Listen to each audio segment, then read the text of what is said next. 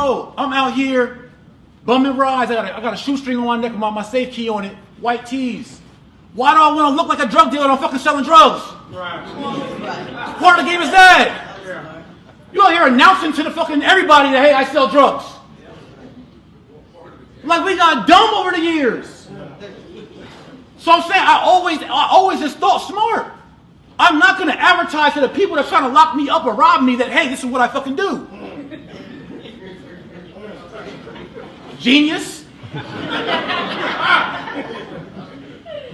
Because now, so back to the block. So I'm in New Jersey and I'm thinking about my life, right? I'm approaching 25 years old. I know I got the 3 felonies. I'm thinking about my daughter, thinking about my mom. My daughter had a back to school, father-daughter day thing. And they're like, oh, what do you do? I'm like, oh, I do real estate.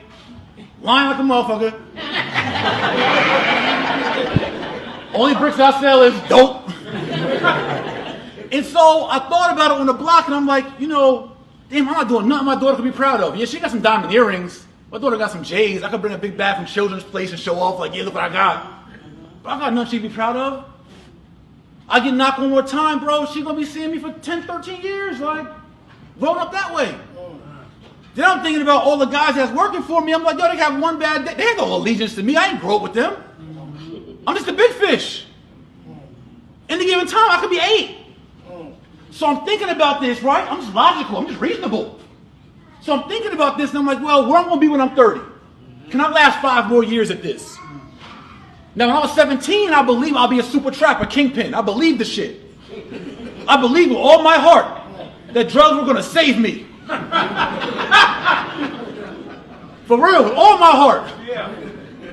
I knew it. I used to do the math in school. Like, yeah, I'm making, all right, $3,500 a week times 52 weeks. All right, I have $1 million about. I had it all figured out. Thinking about it at 25 years old, I'm like, bro, I just had the perfect operation that got destroyed. I'm out here hustling with savages.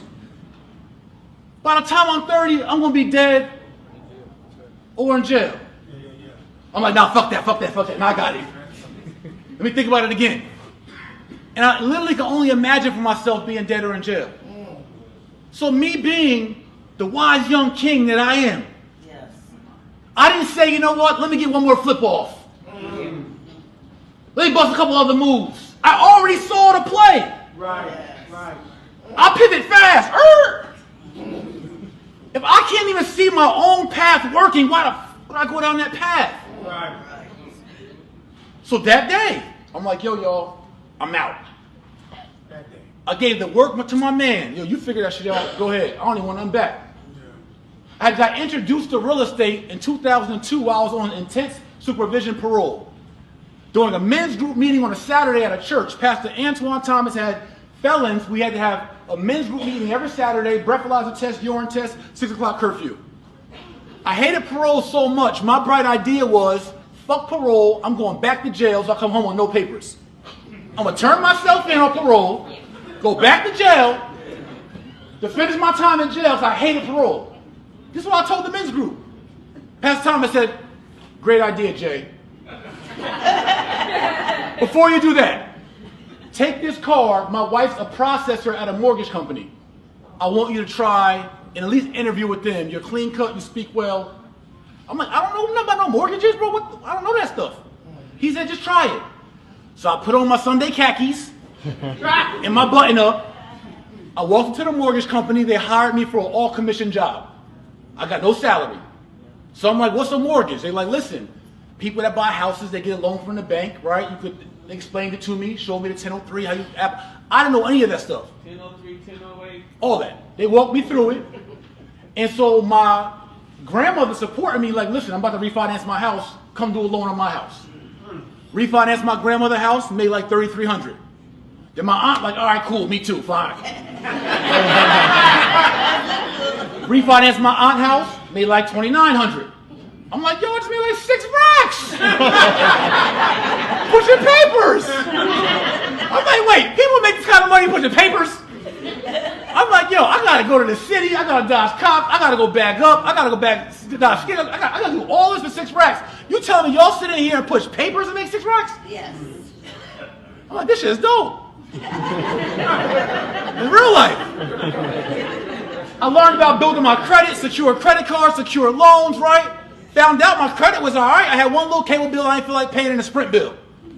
Started working on my credit, graduated the parole program, but ended up going back to the streets, right? This is 2002. I left the streets 2005. So for 3 more years, I was like, all right, that shit was cool, but back to this money. Right. Anyway, in 2005, I left that corner, and I said, you know what? What would happen if I put the same energy I've been putting into the trap for the last 10 years? What if I put that same energy full-time into real estate? See, I dabble with real estate, like, all right, let me see if I get a 4-family real quick. Let me see. But I never gave my 100% undivided attention. So I said, am I a drug dealer or am I a hustler? Because see, a drug dealer only can sell drugs. A true hustler can hustle anything. So I'm like, nah, I'm a real hustler. Fuck, I'm a real hustler. Shit, I'm a real hustler. I ain't just no drug dealer. So I left the corner that day. And my plan was to put all my swag, all my charisma, all my grind, all my hustle, put it into real estate 100% and see what happens.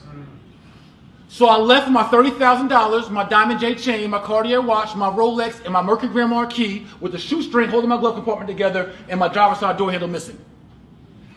Got my mortgage license, went and bought my first property, 100% financing, got my mama house with the rest of the cash she had from the house he sold, bought my mama house under my name because I had better credit than she did. She had the foreclosure. I had built my credit since 2002. Got a house under my name from my mom with her proceeds from the property. Took my proceeds, a little bit of money I had left, got 100% financing on a 2-family house with 4 acres of land. Got another crib after that. Got my mortgage. Then I saw the realtor made the commissions on my crib. I'm like, wait, he sold me the property 2 times. You got 13,000? Yeah. Like, bro, you sold me the crib 2 times. You only deserve 13,000. Right. I'm like, all right, I'm gonna get my real estate license then. I went and got my real estate license, had my mortgage license, and then started flipping and buying houses. Now, I bought bad houses. I know what the fuck I was doing. And then, in the mortgage industry, I'm going to get back to self-reflection in a second, I started getting distracted and I wasn't putting my full energy in. I look up in 9 months and I'm broke. I got the same Mercury Grand Marquis. I'm dead broke. My $30,000 I had, I ran through that. I was still used to living a certain lifestyle, but that 30 started dipping real quick. We ain't making no money. Now I'm borrowing money from my mom to pay, keep my light bills on, and because my 2-family I bought wasn't even covering my whole mortgage.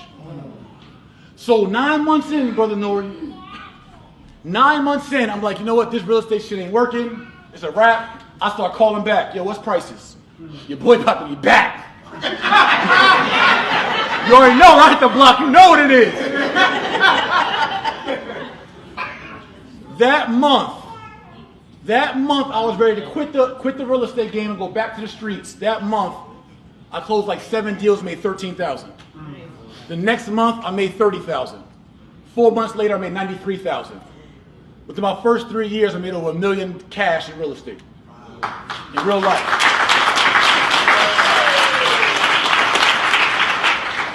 But what I'm saying to say about that through my journey, in this story about honest self-reflection, is that we got to start getting real with ourselves.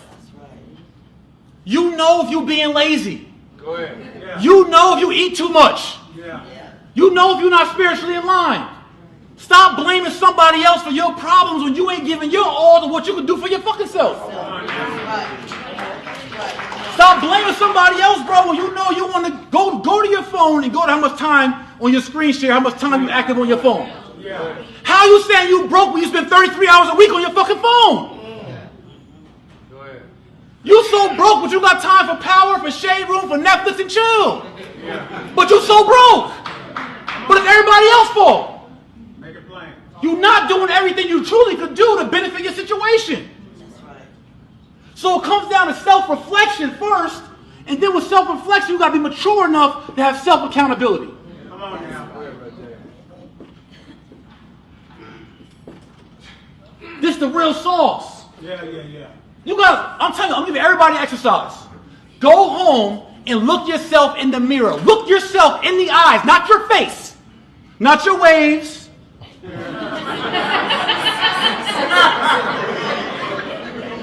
Look yourself in the eyes. In the eyes, and be real with yourself. Self, am I giving myself 100%? Self, am I giving myself 100%?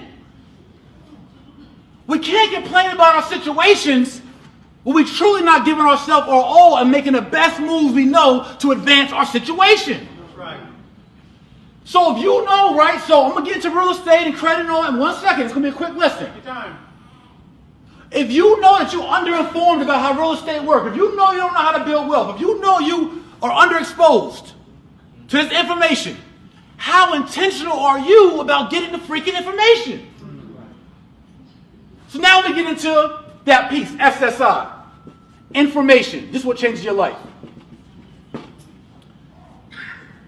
What gives me the confidence to go out into the streets and to be an activist, a community leader, to be pro-black and to be a liberator and to do all these things is that nobody cuts my checks but me. Come on, bro. I feel so empowered, so invigorated. For real. In real life. And here's the thing. See, people sometimes take my self-empowerment, my self-confidence, that self thing I got. That's not arrogance. That's not boastfulness. I give all praises to Allah, all praises to God. He brought me through this. I got my purpose. I know my journey. It ain't about me. But what I do know is that I can be rich today. I'm comfortable if I get knocked off tomorrow. Because what I know, I can always bounce back. Yeah. See, I can't say I'll never be broke. But I can guarantee you I'll never be broke for long. I know.